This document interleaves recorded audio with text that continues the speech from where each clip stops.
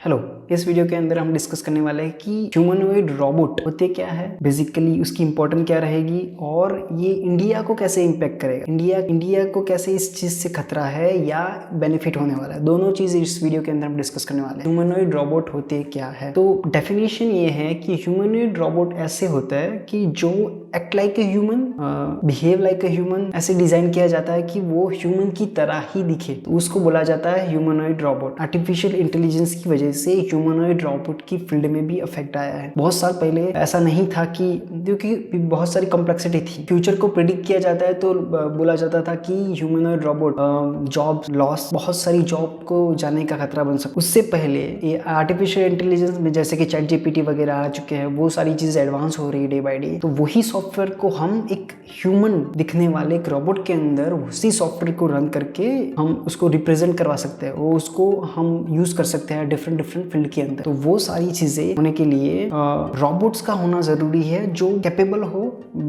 Functionality like a human. हम जैसे अपने हैंड ऐसे करते हैं, तो ये हैंड को डिजाइन करने में जो ये हम हमारे लिए कॉमन थिंग है, हम ऐसे करते हैं। जब हम ऐसे ही ह्यूमन को रेप्लिकेट करने में इतनी दिक्कत आ रही है कि हम जब नॉर्मली गार्डन में दौड़ सकते हैं, हम भाग सकते हैं, हिल पे चढ़ सकते हैं, वो सारी चीजें, बट एक रोबोट अभी नहीं कर पा रहा है। बहुत सारे इंजीनियर्स ने ह्यूमनॉइड रोबोट को ह्यूमन की तरह के लिए डिजाइन किया। लाइक सोफिया रोबोट करके एक रोबोट है जो इंटेलिजेंट रोबोट है और उसको सिटीजनशिप भी मिली हुई है। पहला ह्यूमनॉइड रोबोट है वो जो उसको एक सिटीजनशिप मिली हुई है। That is the become the future of the humanity. उसके अलावा अभी ह्यूमनॉइड रोबोट कितने कैपेबल है, तो उसकी बात करें तो इतने अच्छे से वो काम नहीं कर पा रहे। हमारी जो ये बॉडी है वो बहुत सारे सालों के इवोल्यूशन के बाद पर्टिकुलर हम काम जो कर पा रहे हैं अभी, वो बहुत सारे इयर्स के एवोल्यूशन के बाद हम कैपेबल हो पा रहे हैं। उसी चीज को रेप्लिकेट करना किसी मशीन के अंदर वो बहुत ही डिफिकल्ट चीज हो जाती है, क्योंकि हम जिस तरह से हम बैंड करते हैं, जिस तरह से हम मोशन को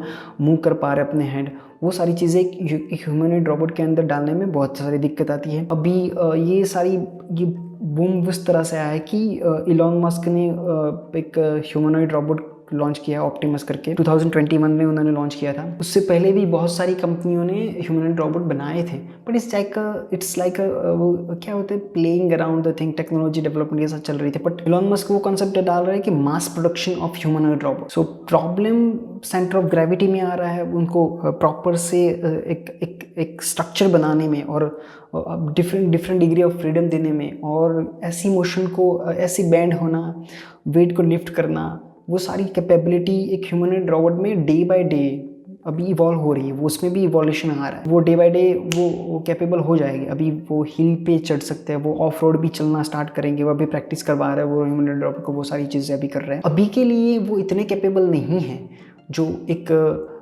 फैक्ट्री वर्कर की जगह ले सके या एक डॉक्टर या हेल्थ वर्कर की जगह ले सके।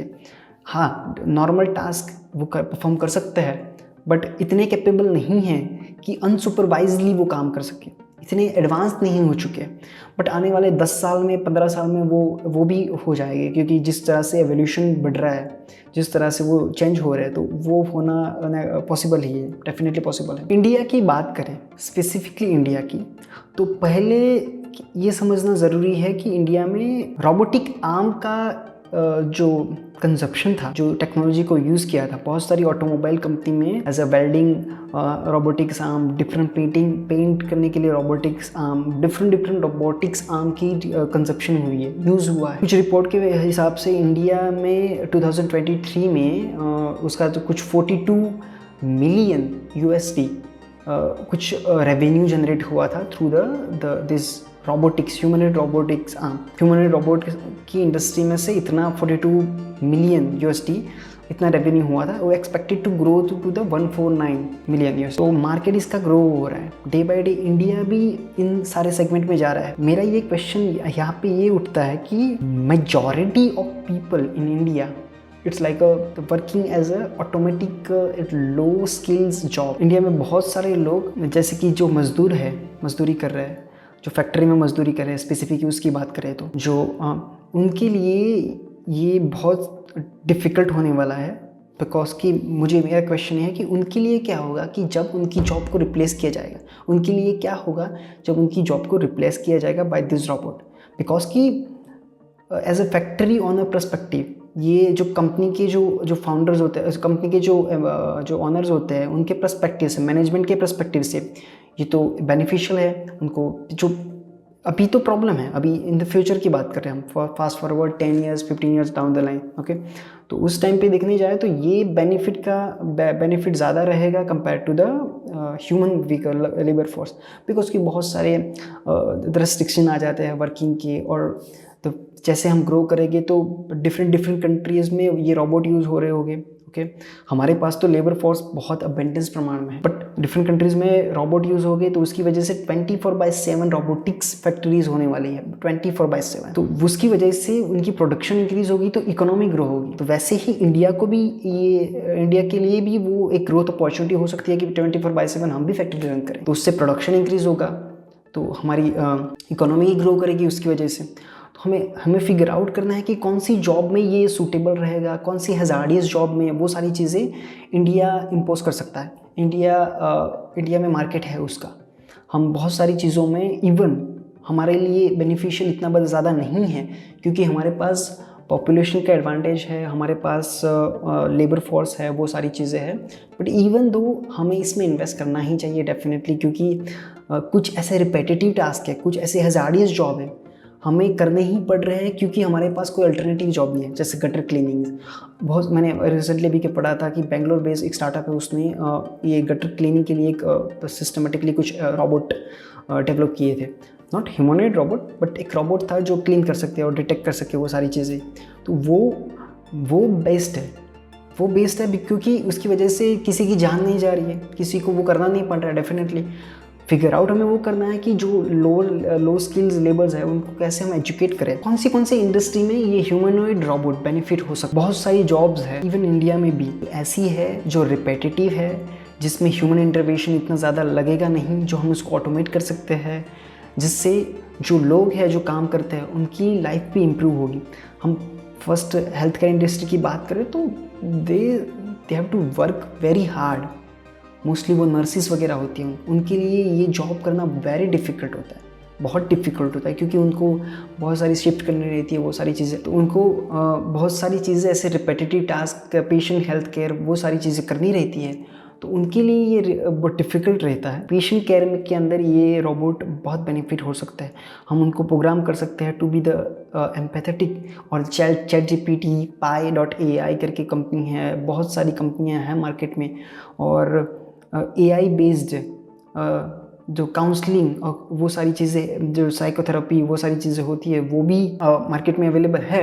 तो उससे हम कह पा रहे हैं कि AI एम्पैथेटिक भी है। तो उस चीज़ को हमें इंटीग्रेट करना है टू द ये रोबोट्स के साथ, जिससे वो फिजिकल फॉर्म में इंटरेक्ट कर सके टू द पेशेंट, उनको टाइम टू टाइम मेडिसिन दे सके, उनको प्रॉपर केयर करवा सके, वो सारी चीज़ें। हम उनको बेटर ट्रेन कर सकते हैं लार्जेस्ट सेट्स ऑफ डेटा पे, कैसे ट्रेड्स होते हैं, कैसे बिहेव करना चाहिए, वो सारी चीज़ें हम कर सकते हैं, जिससे कि जो हॉस्पिटल पे इकोनॉमिकल कॉस्ट कम रहे, और साथ में अपने जो नर्सिस वगैरह होते हैं उनके लिए भी बेनिफिट हुए, ओके। तो वो इंडस्ट्री में ये चीज़ें हो सकती है। सेकंड मैन्युफैक्चरिंग है। मैन्युफैक्चरिंग में बहुत सारे ऐसे टास्क होते हैं जो हैज़ार्डियस होते हैं। स्पेसिफिकली केमिकल इंडस्ट्री की बात कर ले, वहाँ पे कुछ ऐसे टास्क होते हैं जो इसको मान लो कि हैंडल करना डिफ़िकल्ट है ह्यूमन के लिए, और उनको बहुत सारे सेफ्टी मेजर्स लेने रहते हैं। रिसाइकलिंग की बात करें तो मेरा फर्स्ट हैंड एक्सपीरियंस है रिसाइकलिंग के अंदर, कि ऐसे कुछ टास्क है जो करने ज़रूरी है, वहाँ पे लेबर की इंटरवेंशन डेफिनेटली रिक्वायर्ड है, बट हमें अभी हमारे पास दूसरा कोई अल्टरनेटिव नहीं है, तो उसकी वजह से हमें अपनी जो ह्यूमन लेबर फोर्स से करवाना पड़ रहा है। हॉस्पिटैलिटी इंडस्ट्री के अंदर जैसे होटल्स, रेस्टोरेंट, वो सारी चीज़ें हो गई, वहाँ पे भी ऐसे बहुत रिपीटेटिव टास्क होता है। मेजॉरिटी ऐसे टास्क जिस इंडस्ट्री में होते हैं वहाँ पे जो बोरिंग होते हैं, जो स्ट्रेस क्रिएट करता है अगेन एंड अगेन करने से, तो वो वहाँ पे एक रोबोट को इम्प्लांट कर सकते हैं, रख सकते हैं, क्योंकि over the period of time ये रोबोट ऐसे जॉब करने में एफिशिएंट हो जाएंगे, तो कंपैरेटिवली वहाँ पे ह्यूमन का इंटरवेंशन ज़्यादा ज़रूरी नहीं होगा, अनसुपरवाइज भी वो काम कर सकेंगे। वैसे तो देखने जाए तो हमें इतनी नीड नहीं है ह्यूमनॉइड रोबोट की, बट हैविंग सेड दैट बहुत सारे ऐसे एरिया है वहाँ पे हम ये रोबोट्स को कम एम्पैथेटिक बना सकते हैं, जिससे ओल्ड एज पीपल होते हैं उनको बहुत सारे केयर की रिक्वायरमेंट रहती है, क्योंकि बहुत सारे केयर की रिक्वायरमेंट रहती है, तो वहाँ पे एक 24/7 कंपेनियन उनको मिल सकता है। अब हैविंग सेड दैट वहाँ पे भी लोग अभी अवेलेबल है, बट द पॉइंट इज़ कि हम क्यों पीछे रह जाए एज ए इंडियन, हम क्यों ऐसी टेक्नोलॉजी में पीछे रह जाए जो कि हम अवॉइड नहीं करने वाले। वैसे भी हम एआई में भी आगे जा रहे हैं, हम एआई में भी कुछ डेवलप कर रहे हैं, वो हम कर रहे हैं, तो ऐसी टेक्नोलॉजी में हमें इवॉल्व होना ही चाहिए। इवन स्पेस रिसर्च में बहुत काम हो सकता है कि मुझे ये फ्यूचरिस्टिक कॉन्सेप्ट लग रहा है कि मान लो कि स्पेस में जाएंगे, मान लो फर्स्ट ह्यूमन मार्स पे हम जाना है, तो अभी पहले ह्यूमन जाएंगे तो डिफ़िकल्टीज उनको बिल्ड करना पड़ेगा, वो सारी चीज़ें, बट वहाँ पे हम ह्यूमनॉइड रोबोट को डिप्लॉय कर सकते हैं पहले, बिफोर कि हम जाए उससे पहले।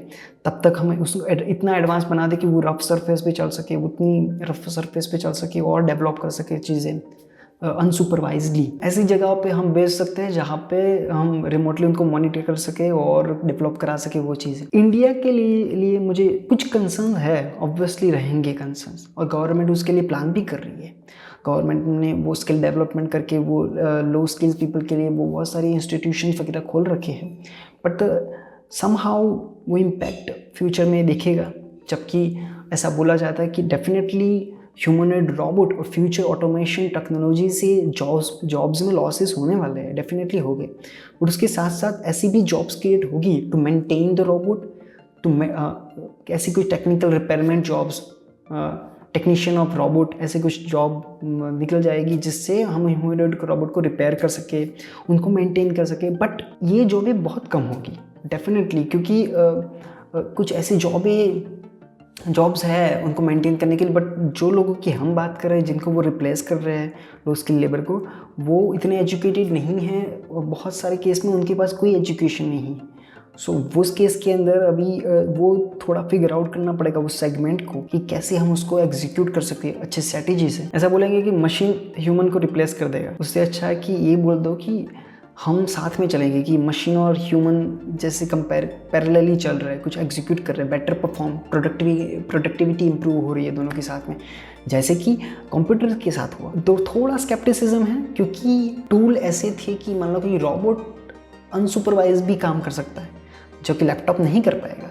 लैपटॉप एक ऐसी टेक्नोलॉजी जो कि हमारी प्रोडक्टिविटी बूस्ट कर रही थी, बट अभी भी उस पर क्वेश्चन है कि हमें एआई को अनसुपरवाइज बनाना चाहिए कि नहीं बनाना चाहिए। वो बहुत सारे क्वेश्चंस हैं, उसको अभी हम एड्रेस नहीं कर रहे हैं। जस्ट सिंपल इज जॉब के क्राइसिस डेफिनेटली होने वाला है, but we have to figure it out कि कैसे हम इसको अवॉइड कर सकते हैं और कैसे हम इसको इसकी अपस्किल कर सकते हैं कुछ लोगों को, जिससे जॉब डेवलप हो। बहुत सारे अल्टरनेटिव ऑप्शंस देख रहे हैं कि यूनिवर्सल बेसिक इनकम, जिससे कि सबके पास एक सर्टेन अमाउंट ऑफ मनी हो, तो वो सारे ऑप्शंस अवेलेबल होते हैं। That's everything is going to the future we are talking about right now. जो हम बात कर रहे हैं वो फ्यूचरिस्टिक है, अभी तो जो है वो सो है, बट डेफिनेटली ना हम जो किया है पास्ट में, हमने जितने भी स्पेस रिसर्च में मान लो कि इंडिया ने बहुत कुछ अच्छा किया है, तो उसमें किया है बिकॉज कि कुछ लोगों ने सोचा कि लेट्स बिल्ड दिस, हम ऐसा कुछ करते हैं। ओके, तो इंडिया के लिए हम हेल्थ केयर सोसाइटी को इम्प्रूव कर सकते हैं, हमारी मैन्युफैक्चरिंग कैपेबिलिटीज़ को सर्टेन एक्सटेंड इम्प्रूव कर सकते हैं, कुछ हैजार्डियस जॉब को वहाँ पे ऐसी चीज़ों को एक्सपांड करके ह्यूमनॉइड रोबोट को डिप्लॉय करके। So that's it, good bye.